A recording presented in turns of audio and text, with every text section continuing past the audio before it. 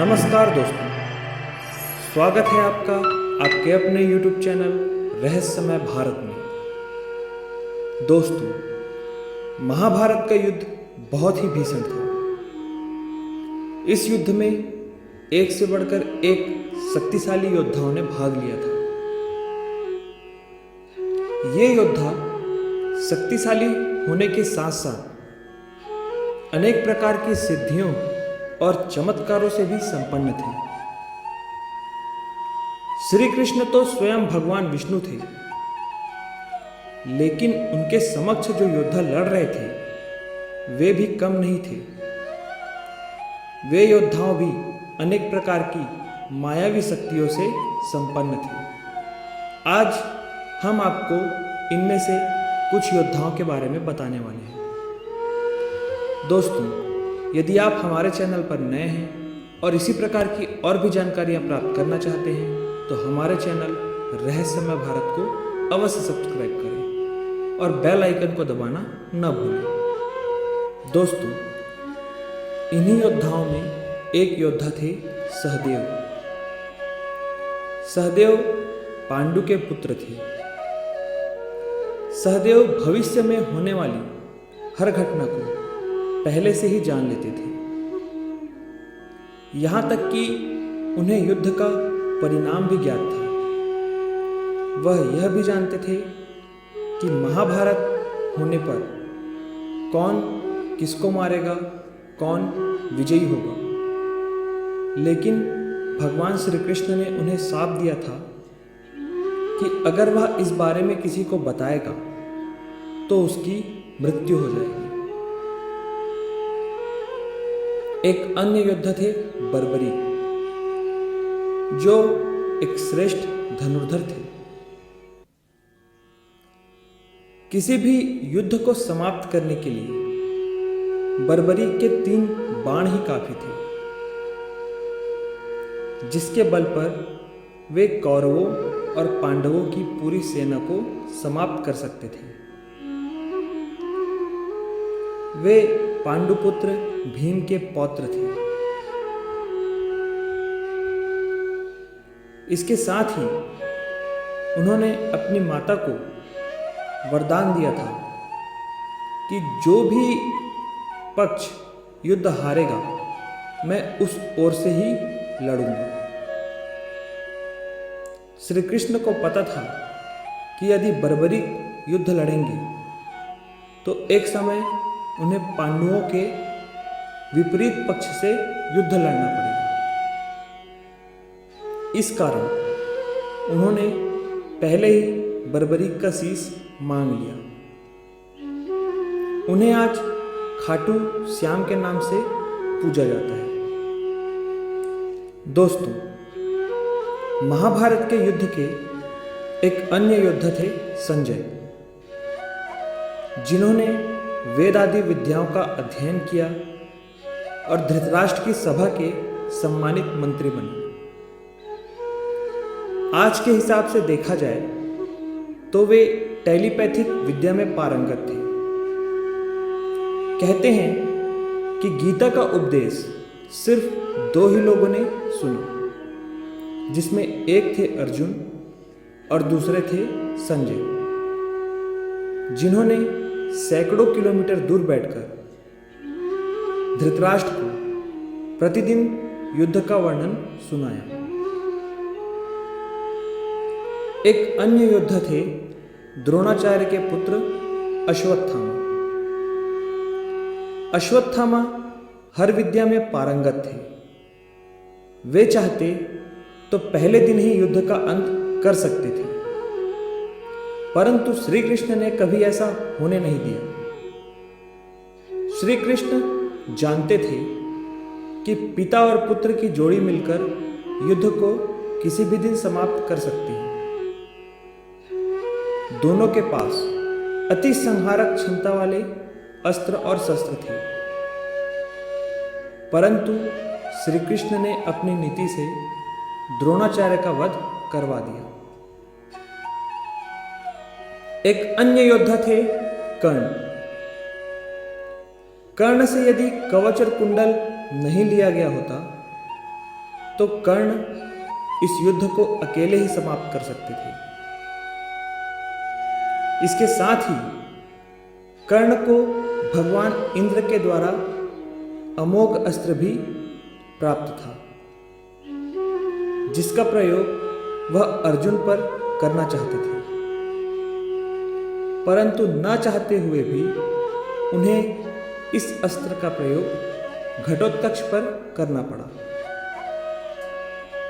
यदि उन्होंने इसका उपयोग अर्जुन पर किया होता तो शायद आज भारत का इतिहास और धर्म कुछ और होता। कर्ण के कवच कुंडल का होना उनका रहस्यमय व्यक्तित्व का परिचायक था। दोस्तों, इसी श्रेणी में एक अन्य योद्धा है कुंती और वायु के पुत्र भीम, अर्थात पवन पुत्र भीम। भीम में 1000 हाथियों का बल था। युद्ध में भीम से ज्यादा शक्तिशाली उनका पुत्र घटोत्कच ही था, और घटोत्कच का पुत्र था बर्बरी। भीम ने ही दुर्योधन की जंघा उखाड़कर फेंकी थी। इसके साथ ही कौरवों में सभी भाइयों का अंत भी भीम ने ही किया था। साथ ही साथ भीम ने ही जरासंध का वध किया था।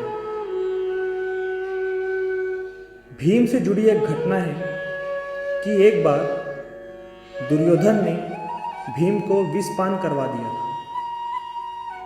और नदी में फेंक दिया था। तब वासुकी नाग ने भीम की रक्षा की और उससे 1000 हाथियों का बल दिया। दोस्तों, भीम का पुत्र घटोत्कच भी बहुत ही महान योद्धा था। वह इतना विशालकाय था कि लात से ही मारकर रथ को कई फुट पीछे फेंक देता था और सैनिकों को तो अपने पैरों तले ही कुचल देता था। भीम की राक्षसी पत्नी हिडिंबा ने घटोत्कच को जन्म दिया था। हिडिंबा एक मायावी राक्षसी थी। दोस्तों, एक अन्य योद्धा थे अभिमन्यु। अभिमन्यु के बारे में एक ऐसी घटना है कि उन्होंने अपनी माता के कोख में ही रहकर संपूर्ण युद्ध विद्या सीख ली थी। माता के गर्भ में रहकर उन्होंने चक्रव्यूह का भेदन सीखा था, परंतु चक्रव्यूह के भेदन के बीच उनकी माता को नींद आ गई, जिसके कारण वे इस विद्या का आधा अध्ययन ही कर पाए। दोस्तों, एक अन्य योद्धा है शांतनु और गंगा के पुत्र भीष्म, जिनका नाम देवव्रत था। देवव्रत को इच्छा मृत्यु का वरदान था। यह वरदान उनको उनके पिता से प्राप्त हुआ था। वे स्वर्ग के 8 वसुओं में से एक थे, जिन्हें एक श्राप के चलते मनुष्य योनि में जन्म लेना पड़ा था। दोस्तों, भीष्म बहुत ही शक्तिशाली योद्धा थे और युद्ध में तो उन्होंने स्वयं परशुराम से भी हार नहीं मानी थी। दोस्तों, एक अन्य योद्धा है दुर्योधन। दुर्योधन का शरीर वज्र के समान कठोर था, जिसे किसी धनुष या अन्य हथियार से छेदा नहीं जा सकता था। उनका शरीर वज्र का बना था क्योंकि उनकी माता को यह वरदान प्राप्त था कि अपनी आंखों की पट्टी हटाकर वह जिसे देखेगी वह वज्र का बन जाएगा। परंतु श्री कृष्ण ने छलपूर्वक उनके जांघ के नीचे के हिस्से को वज्र का नहीं बनने दिया। इस कारण भीम ने उनकी जांघ पर वार करके उसके टुकड़े कर दिए। दोस्तों, एक योद्धा थे जरासंध। जरासंध का शरीर इस प्रकार था कि यदि उसे 2 टुकड़ों में भी तोड़ देते तो वह पुनः जुड़ जाता था। तब श्री कृष्ण ने भीम को बताया कि उनके शरीर के 2 टुकड़े करके दोनों टुकड़ों को विपरीत दिशा में फेंके जाए, तभी उनकी मृत्यु हो पाएगी। दोस्तों, इसी युद्ध के एक और योद्धा हैं बलराम। बलराम भी शक्तिशाली व्यक्ति थे, परंतु उनका संबंध दोनों पक्षों से था। इसलिए उन्होंने महाभारत के युद्ध में हिस्सा नहीं लिया। बलवानों में श्रेष्ठ होने के कारण उन्हें बलभद्र भी कहा जाता है। कहते हैं कि जब दुर्योधन ने श्री कृष्ण के पुत्र सांब को बंदी बना लिया तो बलराम ने अपने हल से हस्तिनापुर की धरती को हिला दिया था और कहा था कि समझौता न होने पर इस नगरी को उखाड़कर फेंक दूंगा, जिसके डर से दुर्योधन ने समझौता कर लिया।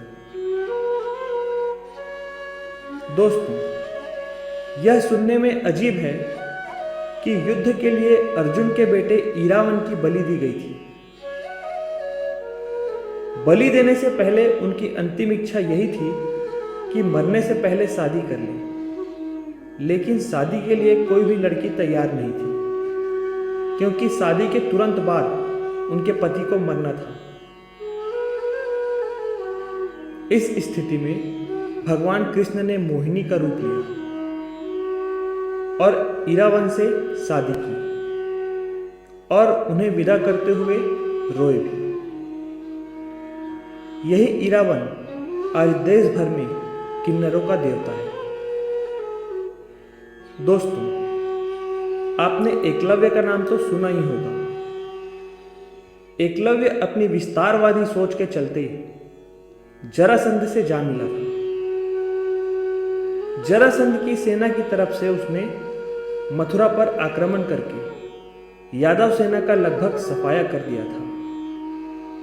यह उल्लेख विष्णु पुराण और हरिवंश पुराण में मिलता है।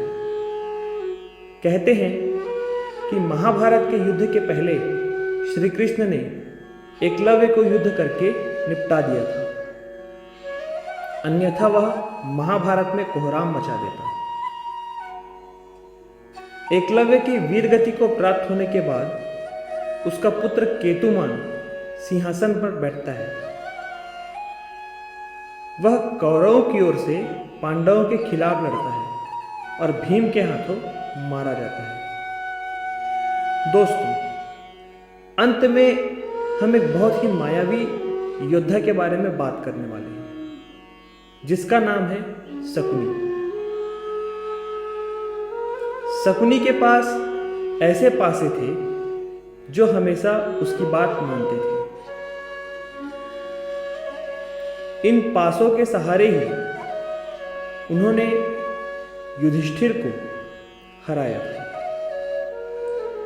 युद्ध में शकुनी ने श्री कृष्ण और अर्जुन को मोहित करते हुए उनके प्रति भयंकर तरीके से माया का प्रयोग किया था। शकुनी की माया से अर्जुन की ओर हजारों तरह के हिंसक पशु दौड़ने लगे थे। आसमान से गोले और पत्थर गिरने लगे थे और कई अस्त्र शस्त्र सभी दिशाओं से आने लगे थे।